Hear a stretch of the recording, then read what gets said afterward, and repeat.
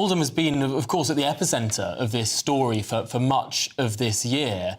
What do you make there of the suggestion that there are failings not just at the local level, but actually at the Whitehall level too? It doesn't surprise me at all. It's the rot doesn't necessarily just start at the local council level. It goes all the way up because these officials, in one way or another, would have known through reports going through to them to the DFE. I think, as Dominic Cummins said in his interview, these reports exist. A redacted and an unredacted version, and it's clear that basically, in the name of community relations, these things were whitewashed and hidden away so they wouldn't upset anybody. But as time passes on, and it's the records will probably prove, these things were covered up. And if they can do it at a local level, a micro level, then they can certainly do it at a national level. And I think there's a lot to be uncovered. Yeah, I mean, Michael Gove there saying that Rotherham Council was very much pushing this, asking the Department of Education, asking him to join them in their legal case to prevent the Times newspaper from publishing any of these claims about grooming gangs and the like. Could you say the same about Oldham?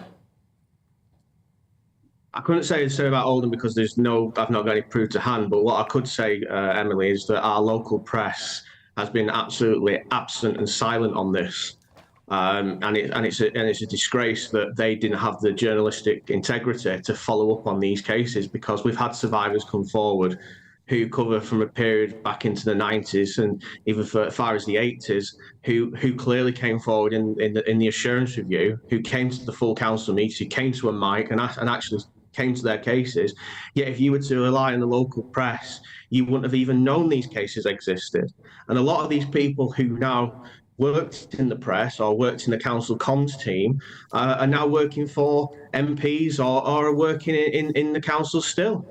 The famous media strategy at Oldham Council was, the Operation Messengers, that we didn't want to say that it was all Asian men that was doing this and that it was targeting white working class girls. These people are now still at Oldham Council, who worked in that communications department that devised that media strategy. These people still work in one way or another in the media, who now sit in offices of MPs. And it baffles me that this wasn't picked up. It wasn't picked up. Well, it clearly was. People were going to the press, going to the Department for Education, going to the local council, going to the police. All of this is constant. It isn't new. But what we're seeing now is that the floodgates have opened, and no one's got nowhere to hide anymore. Well, let's hope so, Lewis, because we're relying on this we're relying on this national inquiry, aren't we? We're relying on this national inquiry being able to call these people and haul them in front of the inquiry so that they actually tell the truth on this. Because, I mean, it's pretty clear that the rot is at all levels, isn't it, Lewis?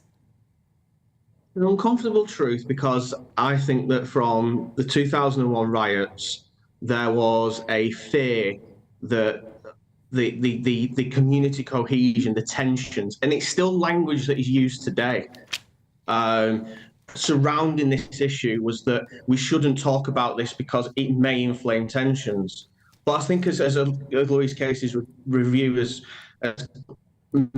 made clear, we shouldn't hide from the truth. Facts are facts. There are not alternative facts. There are not alternative versions of the truth. There is only the truth. Yeah, absolutely right. And if you are honest with it, well, this is why it's so important to have this will statutory inquiry where witnesses can be compelled. And as you rightly say, there is nowhere to hide. But Lewis Quigg, Oldham councillor, thanks indeed for joining us and talking through this issue.